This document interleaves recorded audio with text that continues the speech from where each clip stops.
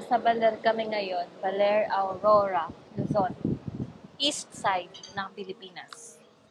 So, kakadating lang namin dito at around 10 a.m. in the morning.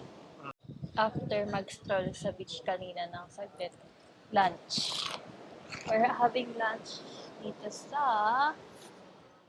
pangalan nito, The Boardwalk Restaurant.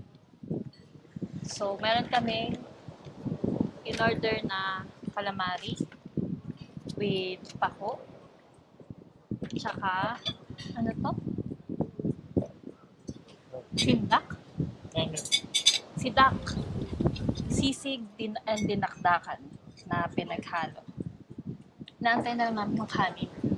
And then, No kain na rice. kami ng lunch.